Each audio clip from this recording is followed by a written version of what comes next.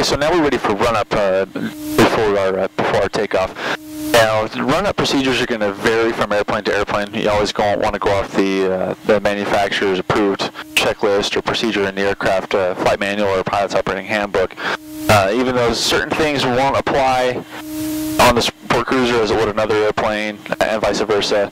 Again, the same general things apply. But what we're ultimately looking for is to do a static test of the engine and all its systems to make sure that everything is functioning properly before committing the airplane to flight.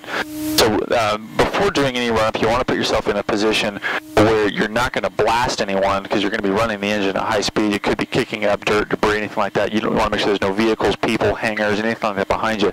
So we're angled now, positioned away from the runway so that any of our prop blast is going to be hitting the runway and not necessarily people or a hangar behind us. That's just common courtesy and safety. Could be viewed as reckless operation. So in a good position, we're holding our brakes. And while we're doing the run-up, we want to make sure that we don't completely bury our head inside the cockpit. We want to make sure that we're referencing the checklist, performing a duty, and then seeing what's going on outside. And that's just to maintain good situational awareness. Okay, so we'll start brakes holding. Okay, holding the brakes. I'll hold mine. You hold yours, just as a backup. Now we check the oil temperature to see if it has reached 50 degrees Celsius. Which it looks like it has in the sport cruiser, especially important, not just this airplane, but any of the airplanes with the Rotax engines. You want to make sure that oil temperature is nice and warm and circulating through the engine properly before getting it to high RPMs. So since it's warm enough, we're not now going to increase power to 4,000 RPM. 4,000, yep. That's what the Rotax general setting is going to be. On a Piper, you're generally going to be at the 2,000 range. On a Cessna, you'll be usually at about 1,700.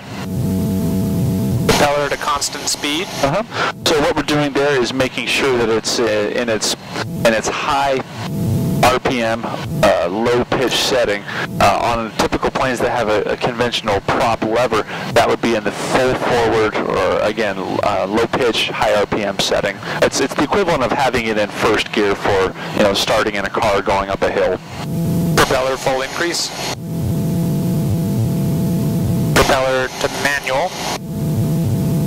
And magnetos we'll check by going 2 clicks to the left and then back to both. Right, so what we're doing here is we're isolating the magnetos. The magneto system is a dual ignition system. There's one plug on, one spark plug on each cylinder, one on the top, one on the bottom. And one magneto controls one plug per cylinder, so by turning off the magnetos, we can verify the operation of the magneto and see that the engine's still firing. So we should typically see a drop in RPM. In this plane, a maximum drop of 300 RPM and a maximum differential of 120. It looks like we should be within tolerances. Carburetor heat, then we'll pull it. We should be looking for a drop in RPM because we're introducing warmer, less dense air, so that actually decreases your performance. So we should be looking for a drop in RPM. No specified number, just looking for a drop. Oil temperature. Oil temperature. Looks like it's coming up. Oil pressure. Oil pressure looks good. And ammeter. Ammeter. There we go. In the proper range. And this particular gauge is an actual voltmeter. Some planes have a load meter, some have an ammeter. There would be different indications depending on what kind of gauge is in the airplane. And throttle back to idle. And throttle back to idle. Very good.